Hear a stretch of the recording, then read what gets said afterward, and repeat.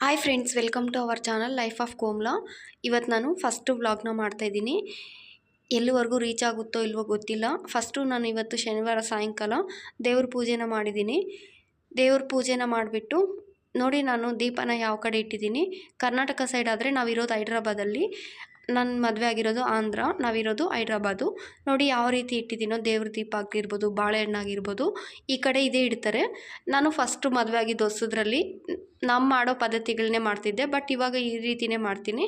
ಪೂಜೆ ಮಾಡಾದಮೇಲೆ ನಾನಿಲ್ಲಿ ಇದು ಡ್ರೈ ನಟ್ಸ್ ಎಲ್ಲ ಹಾಕ್ಬಿಟ್ಟು, ಎಳ್ಳು, ಆಮೇಲೆ flax seeds, pumpkin seeds, sunflower seeds, ಕಡಲೆ ಬೀಜ ಇದೆಲ್ಲ ಹಾಕ್ಬಿಟ್ಟು, ಬೆಲ್ಲ ಹಾಕ್ಬಿಟ್ಟು ಈ ರೀತಿ ಉಂಡೆನ ಮಾಡಿದ್ದೀನಿ.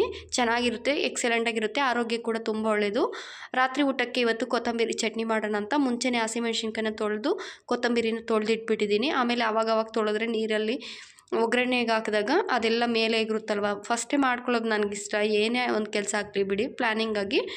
ಹಾಗೆಯೇ ಇವಾಗ ಟೀ ಮಾಡ್ಕೊಂಡು ಕುಡಿಯೋಣ ಅಂತ ಸಂಜೆ 6 ಗಂಟೆ ಮೇಲೇ ಆಗಿತ್ತು. ಡೈಲಿ ಆದರೆ ನಾನು 4 ಗಂಟೆ 5 ಗಂಟೆ ಯಾವಾಗ ಇಷ್ಟ ಬಂದರೆ ಆವಾಗ ಟೀ ಕಾಫಿನ ಕುಡಿತಾನೇ ಇರ್ತೀನಿ. ಇದೊಂದು ಬಿಡೋಣ ಅಂದರೆ ನನ್ನ ಲೈಫಲ್ಲಿ ಬಿಡೋದಕ್ಕೆ ಆಗ್ತಿಲ್ಲ. ಬಟ್ ಏನು ಮಾಡೋದು, ಬಿಡೋಣ ಅಂದ್ಕೊತೀನಿ, ಖಂಡಿತ ಬಿಡ್ತೀನಿ, ನೋಡಬೇಕು. ಇವಾಗ ನೋಡಿ, ಹಾಲು ನೆನ್ನೆ ಸಾಯಂಕಾಲ ತಂದಿದ್ದಿತ್ತು, ಅದನ್ನೇ ಚೆನ್ನಾಗಿ ಬಿಸಿ ಮಾಡಿಬಿಟ್ಟು, ಇದು ಜಾಸ್ತಿ ಆಗುತ್ತೆ ನಾನು ಒಬ್ಬಳಿಗೆ ಅಂತ ಒಂದು ಸ್ವಲ್ಪ ಗ್ಲಾಸಲ್ಲಿ ನಾನು ಹಾಲನ್ನು ಬಗ್ಸಿಡ್ತಾಯಿದ್ದೀನಿ. ನಾನು 2-3 ಸಲ ಕುಡಿತೀನಿ ಡೈಲಿ ಕಾಫಿನ, ಟೀನ. ಆದರೆ ಜಾಸ್ತಿ ಕುಡಿಯೋದಿಲ್ಲ, ಸ್ವಲ್ಪ ಒಂದು ಚಿಕ್ಕ ಗ್ಲಾಸಲ್ಲಿ ಕುಡಿತೀನಿ ಅಷ್ಟೇ. ಖಂಡಿತ ಇದನ್ನು ಬಿಡಬೇಕು. ಎಲ್ಲ ಹೆಲ್ದಿ ಲೈಫ್ ಸ್ಟೈಲ್ನೇ ನಾನು ಫಾಲೋ ಮಾಡ್ತೀನಿ, ಆದರೆ ಇದೊಂದು ಮಾತ್ರ ಕೆಟ್ಟದ್ದು. ಹಾಗೆಯೇ ಇವತ್ತು ನಾನು ಒಂದೊಂದು ಸಲ ಕಾಫಿ ಕುಡಿತೀನಿ, ಒಂದೊಂದು ಸಲ ಟೀ ಕುಡಿತೀನಿ, ಯಾವ್ದು ಇಷ್ಟ ಬಂದರೆ ಅದು. ಶುಂಠಿ ಟೀನ ಮಾಡ್ಕೊತಾ ಇದ್ದೀನಿ. ಶುಂಠಿನ ಸ್ವಲ್ಪ ಚಚ್ಬಿಟ್ಟು ಹಾಕ್ಬಿಟ್ಟು, ಹಾಗೆಯೇ ಟೀ ಪುಡಿನ ಹಾಕ್ತಾಯಿದ್ದೀನಿ. ನಾನು ಫಸ್ಟೇ ಸಕ್ಕರೆ ಹಾಕೋದಿಲ್ಲ, ಶುಂಠಿ ಹಾಕ್ಬಿಟ್ಟು ಟೀ ಪುಡಿ ಹಾಕ್ಬಿಟ್ಟು, ಯಾವತ್ತೂ ನಾನು ಇದೇ ರೀತಿಯೇ ಮಾಡೋದು. ಹಾಲ್ಗೇನೆ ಡಿಕಾಷನ್ ಮಾಡಿ ಕೂಡ ಮಾಡ್ಕೋಬೋದು. ಆಮೇಲೆ ಚೆನ್ನಾಗಿ ಕುದಿ ಬಂದಮೇಲೆ ಲಾಸ್ಟಲ್ಲಿ ಇನ್ನೇನು ಇಳಿಸ್ಕೊತೀವಿ ಅನ್ನೋ ಟೈಮಲ್ಲಿ ಸಕ್ಕರೆನ ಹಾಕ್ಬಿಟ್ಟು 1-2 ಕುದಿ ಕುದಿಸ್ಕೊಂಡು ಅಷ್ಟೇ. ಟೀ ತುಂಬ ಚೆನ್ನಾಗಿರುತ್ತೆ ಈ ರೀತಿ ಮಾಡಿದ್ರೆ. ಒಬ್ಬೊಬ್ರು ಒಂದೊಂದು ಥರ ಮಾಡ್ತಾರೆ, ನಾನು ಇದೇ ರೀತಿಯೇ ಮಾಡ್ಕೊತೀನಿ. ಕೆಲವೊಬ್ಬರು ಫಸ್ಟೇ ಸಕ್ಕರೆ ಹಾಕ್ಬಿಡ್ತಾರೆ, ಇಲ್ಲಾಂದರೆ ಹಾಲು ಕಾಯಿಸಿ ಫಸ್ಟು ಡಿಕಾಷನ್ ಮಾಡಿಬಿಟ್ಟು ಹಾಲು ಕಾಯಿಸೋದೇ ಹಾಕ್ತಾರೆ. ಒಬ್ಬೊಬ್ರಿಗೆ ಒಂದೊಂದು ಇಷ್ಟ. ನಾನು ಮಾತ್ರ ಇದೇ ರೀತಿಯೇ ಮಾಡ್ತೀನಿ ಯಾವತ್ತು. ಟೀನ ಕಾಫಿ ಮಾಡ್ಬೇಕನ್ಸಿದ್ರೆ ಕಾಫಿ ಮಾಡ್ಕೊಂಡು ಕುಡಿತೀನಿ, ಟೀ ಮಾಡ್ಕೋಬೇಕಂದ್ರೆ ಟೀ ಮಾಡ್ಕೊಂಡು ಕುಡಿತಾ ಇರ್ತೀನಿ. ಇದೊಂದು ಕೆಟ್ಟ ಅಭ್ಯಾಸನ ಖಂಡಿತ ಬಿಡಬೇಕು. ಇವಾಗ ನೋಡಿ, ಟೀನ ಆಗಲಿ ಕಾಫಿನ ಆಗಲಿ ನಾವು ಫಸ್ಟು ಒಂದು ಗ್ಲಾಸಲ್ಲಿ ಹಾಕ್ಕೊಂಡು ಮತ್ತೆ ಈ ರೀತಿ ಒಂದು ಸಲ ಆ ಕಡೆ ಈ ಕಡೆ ತಿರುಗಿಸಿ ಕುಡಿದ್ರೆ ಅದ್ರ ಮಜಾನೇ ಬೇರೆ. ಇವಾಗ ಟೀ ರೆಡಿ ಆಗೋಯ್ತು. ಇವಾಗ ಹ್ಯಾಪಿಯಾಗಿ ಕೂತ್ಕೊಂಡು ಟೀನ ಕುಡಿತಾ ಇದ್ದೀನಿ. ಈ ರೀತಿ ನಾವು ಟೀ ಕುಡಿಯೋಕ್ಕೆ, ಕಾಫಿ ಕುಡಿಯೋಕ್ಕೆ ಒಂದು ಟೈಮ್ನ ಕೊಡಬೇಕು. ಕುಡಿದ್ಬಿಟ್ಟಾದಮೇಲೆ ಮತ್ತೆ ಇವಾಗ 7 ಗಂಟೆ 7:15 ಆಗ್ತಾಯಿತ್ತು ಟೈಮೇನು. ಕೊತ್ತಂಬರಿ ಚಟ್ನಿನ ಮಾಡ್ತಾಯಿದ್ದೀನಿ. ಕೊತ್ತಂಬರಿ ಚಟ್ನಿಗೆ ಸ್ಟವ್ ಮೇಲೆ ಒಂದು ಬಾಣಲೆನ ಇಟ್ಬಿಟ್ಟು ಸ್ವಲ್ಪ ಎಣ್ಣೆನ ಹಾಕ್ಕೊಂಡಿದ್ದೀನಿ. ಎಣ್ಣೆನ ಹಾಕ್ಬಿಟ್ಟು ಎಣ್ಣೆ ಸ್ವಲ್ಪ ಬಿಸಿ ಆದಮೇಲೆ ಕಡಲೆಬೇಳೆ ಹಾಕ್ಬಿಟ್ಟು, ಹಾಗೆಯೇ ಉದ್ದಿನಬೇಳೆ ಸ್ವಲ್ಪ, 2 ಸಮ ಪ್ರಮಾಣದಲ್ಲೇ ಹಾಕ್ಕೊಂಡಿದ್ದೀನಿ ನಾನು. ಹಾಗೆಯೇ ಇವಾಗ ಹಸಿಮೆಣ್ಸಿನ್ಕಾಯಿ, ಒಣಗಿದ ಮೆಣಸಿನ್ಕಾಯಿ 2 ಹಾಕ್ತೀನಿ ನಾನು. ಖಾರ ಸ್ವಲ್ಪ ಜಾಸ್ತಿ ಇದ್ರೇ ಈ ಥರ ಚಟ್ನಿಗಳಲ್ಲಿ ಚೆನ್ನಾಗಿರೋದು. ಸ್ವಲ್ಪ ಹಸಿಮೆಣ್ಸಿನ್ಕಾಯಿ, ಈ ಥರ ಹಣ್ಣು ಮೆಣಸಿನ್ಕಾಯಿ ಇದ್ದರೆ ಚಟ್ನಿಗಳಲ್ಲಿ ಚೆನ್ನಾಗಿರುತ್ತೆ, ಯಾವುದೇ ಒಂದು ಚಟ್ನಿಯಲ್ಲಿ ಆಗಲಿ ಬಿಡಿ. ಈ ರೀತಿ ಮುರಿದು ಹಾಕಿದ್ದೀನಿ ಸ್ವಲ್ಪ. ಇವಾಗ ನೋಡಿ, ಒಣಗಿದ ಮೆಣಸಿನ್ಕಾಯಿನ ಕೂಡ ಇದ್ರ ಜೊತೆಗೇ ಸೇರಿಸ್ಕೊತೀನಿ. ಖಾರ ಜಾಸ್ತಿ ಆಗುತ್ತೇನೋ ಅಂದ್ಕೋಬೋದು, ಖಾರ ಇದ್ರೇ ಚೆನ್ನಾಗಿರುತ್ತೆ ಈ ರೀತಿ ಚಟ್ನಿಗಳಲ್ಲಿ. ಇವಾಗ ಮೀಡಿಯಮ್ ಫ್ಲೇಮ್ನಲ್ಲೇ ಇದನ್ನು ಸ್ವಲ್ಪ ಚೆನ್ನಾಗಿ ರೋಸ್ಟ್ ಮಾಡ್ಕೋಬೇಕು. ಸೀದಿಸ್ಕೊಂಡ್ರೆ ಚೆನ್ನಾಗಿರಲ್ಲ ಅಷ್ಟೊಂದು. ತುಂಬ ಅಂದರೆ ತುಂಬ ಟೇಸ್ಟಿಯಾಗಿರುತ್ತೆ ಬಿಸಿ ಅನ್ನೋದ ಜೊತೆ. ಇದು ನಮ್ಮ ಅತ್ತೆ ಸ್ಟೈಲಲ್ಲಿ ತುಂಬ ಚೆನ್ನಾಗಿ ಮಾಡ್ತಾರೆ ನಮ್ಮ ಅತ್ತೆ. ಯಾವುದೇ ಒಂದು ಚಟ್ನಿ ಮಾಡಲಿ ಬಿಡಿ, ತುಂಬ ಇಷ್ಟಪಟ್ಟು ತಿಂತಾರೆ ಆಂಧ್ರ ಸೈಡು. ಹಾಗೆಯೇ ಸ್ವಲ್ಪ ಬೆಳ್ಳುಳ್ಳಿ ಹೆಸಳನ್ನು ಒಂದು 10-12 ಹೆಸರುವರೆಗೂ. ಬೆಳ್ಳುಳ್ಳಿ ಆರೋಗ್ಯಕ್ಕೆ ತುಂಬಾ ಒಳ್ಳೆಯದು. ಈ ಚಳಿಗಾಲದಲ್ಲಿ ಕೂಡ ಅಷ್ಟೇ, ಜಾಸ್ತಿ ತಿಂದರೆ ಕೂಡ ಒಳ್ಳೆಯದೇ. ಇವಾಗ ನೋಡಿ, ನಾನು ಲಾಸ್ಟಲ್ಲಿ ಜೀರಿಗೆನ ಹಾಕ್ಬಿಟ್ಟು ಎಲ್ಲ ಒಂದು ಸಲ ಮಿಕ್ಸ್ ಮಾಡ್ಕೊತೀನಿ. ಜೀರಿಗೆನ ಫಸ್ಟಲ್ಲಿ ಹಾಕಿದ್ರೆ ಅದ್ರ ಟೇಸ್ಟ್ ಬೇರೆ, ಚೆನ್ನಾಗಿರಲ್ಲ. ಲಾಸ್ಟಲ್ಲಿ ಹಾಕ್ಕೋಬೋದು, ಇಲ್ಲಾಂದರೆ ಮಿಕ್ಸಿ ಮಾಡ್ಕೊತೀವಲ್ವ ಗ್ರೈಂಡ್ ಮಾಡ್ಕೊಳ್ಳೋವಾಗ ಆವಾಗ ಕೂಡ ಬೇಕಿದ್ದರೆ ಹಾಕ್ಕೋಬೋದು. ಬೆಳ್ಳುಳ್ಳಿನೂ ಅಷ್ಟೇ, ನಾವು ಮಿಕ್ಸಿ ಮಾಡ್ಕೊಳ್ಳೋಗಾದರೂ ಹಾಕ್ಕೋಬೋದು. ನಾನು ಜಸ್ಟು ಬೆಳ್ಳುಳ್ಳಿನೂ ಜೀರಿಗೆ ಹಾಕ್ಬಿಟ್ಟು 1-2 ಸಲ ಮಿಕ್ಸ್ ಮಾಡಿಬಿಟ್ಟು ಇದನ್ನು ತೆಗೆದು ಬಿಡ್ತಾಯಿದ್ದೀನಿ. ಬಿಸಿ ಮೇಲೆ ಹಾಕ್ಕೋಬಾರ್ದು, ಇದನ್ನು ತಣ್ಣಗಾಗಕ್ಕೆ ಬಿಡಬೇಕು. ಇವಾಗ ನೋಡಿ, ತೆಗೆದಾದ್ಮೇಲೆ ಇವಾಗ ಇದೇ ಎಣ್ಣೆಗೆ ನಾನು ಒಂದು ದೊಡ್ಡ ಸೈಜು ಟೊಮೊಟೊನ ಕಟ್ ಮಾಡಿ ಹಾಕ್ಕೊಂಡಿದ್ದೀನಿ. ಹುಳಿ ಟೊಮೊಟೊನಾದರೂ ಹಾಕ್ಕೋಬೋದು, ಇಲ್ಲಾಂದರೆ ಆಪಲ್ ಟೊಮೆಟೊ ಬರುತ್ತಲ್ವ ಆ ಟೊಮೊಟೊನಾದರೂ ಹಾಕ್ಕೋಬೋದು. ಇವಾಗ ಟೊಮೊಟೊ ಜೊತೆಗೇ ಒಂದು ಸ್ವಲ್ಪ ಅರಿಶಿನ ಹಾಕ್ಬಿಟ್ಟು ಎಲ್ಲ ಒಂದು ಸಲ ಮಿಕ್ಸ್ ಮಾಡ್ಕೊತಾ ಇದ್ದೀನಿ. ಮೀಡಿಯಮ್ ಫ್ಲೇಮ್ನಲ್ಲೇ ಮಾಡ್ಕೋಬೇಕು. ಇವಾಗ ನೋಡಿ ಮಿಕ್ಸ್ ಮಾಡಾದಮೇಲೆ ಇವಾಗ ಇದಕ್ಕೆ ನಾವು ಕೊತ್ತಂಬರಿನ ಇಷ್ಟೇ ಹಾಕ್ಕೋಬೇಕು ಅಷ್ಟೇ ಹಾಕ್ಕೋಬೇಕು ಅಂತ ಏನಿಲ್ಲ, ಎಷ್ಟಾದರೂ ಹಾಕ್ಕೋಬೋದು.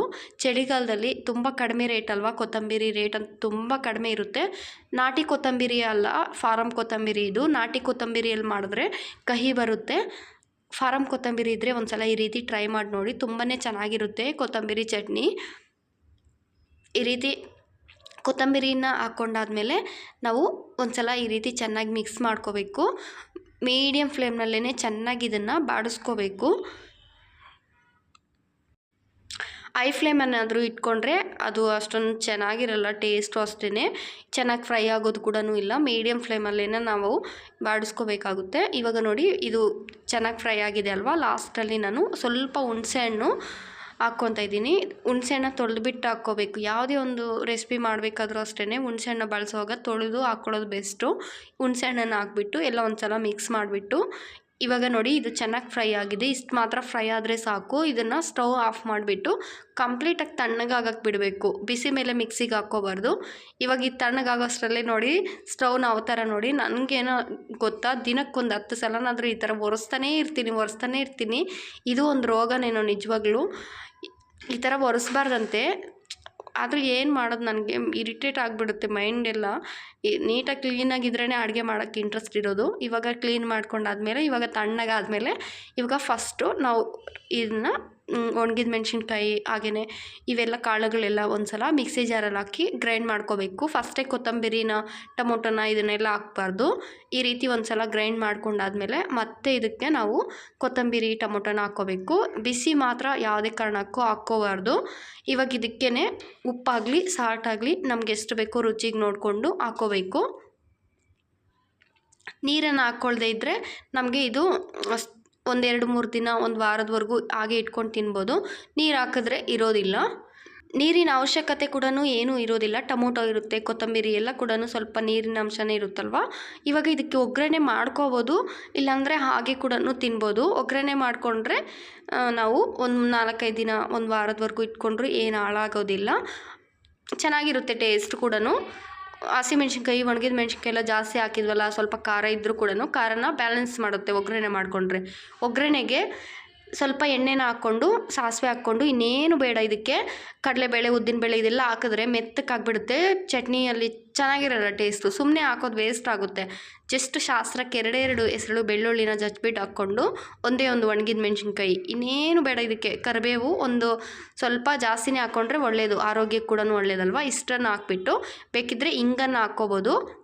ಇಂಗನ್ನು ಹಾಕ್ಕೊಂಡ್ರೆ ಚೆನ್ನಾಗಿರುತ್ತೆ, ಒಳ್ಳೆಯದು ಕೂಡ ಆರೋಗ್ಯಕ್ಕೆ.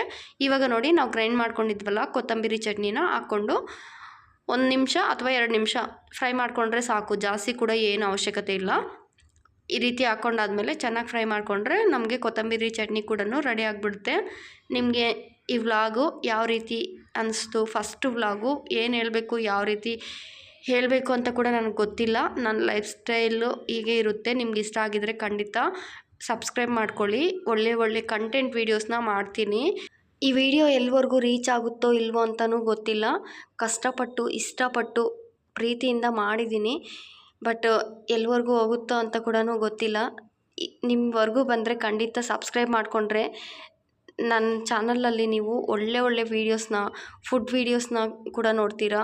ಹಾಗೆಯೇ ನಮ್ಮ ಸೈಡ್ ಇರುವಂತಹ ವಿಲೇಜ್ ಲೈಫ್ ಸ್ಟೈಲ್ನ, ಹಾಗೆಯೇ ಹೈದ್ರಾಬಾದ್ನಲ್ಲಿ ಇರ್ತೀವಿ ನಾವು. ಹೈದ್ರಾಬಾದ್ ಲೈಫ್ನ ಎಲ್ಲ ಕೂಡ ಏನೋ ಒಂದು ಕಂಟೆಂಟ್ ವೀಡಿಯೋನ ಮಾಡಬೇಕು ಅಂದ್ಕೊಳ್ತಾ ಇದ್ದೀನಿ. ನಿಮ್ಗೆ ಇಷ್ಟ ಆಗಿದರೆ ಸಬ್ಸ್ಕ್ರೈಬ್ ಮಾಡಿಕೊಂಡು ಲೈಕ್ ಮಾಡಿ, ನಿಮ್ಮ ಫ್ರೆಂಡ್ಸ್ಗೂ ಫ್ಯಾಮಿಲಿ ಕೂಡ ಶೇರ್ ಮಾಡಿ. ನೋಡಿ ಇಷ್ಟೇ ಇವತ್ತಿನ ವ್ಲಾಗು. ರೈಸ್ನ ಕೂಡ ನೆನೆಸಿಟ್ಬಿಟ್ಟಿದ್ದೀನಿ, ಮತ್ತೆ ಮಾಡ್ತೀನಿ. ಕೊತ್ತಂಬರಿ ಚಟ್ನಿ ರೆಡಿ ಆಗಿದೆ. ಇಷ್ಟ ಆಗಿದರೆ ಲೈಕ್ ಮಾಡಿ.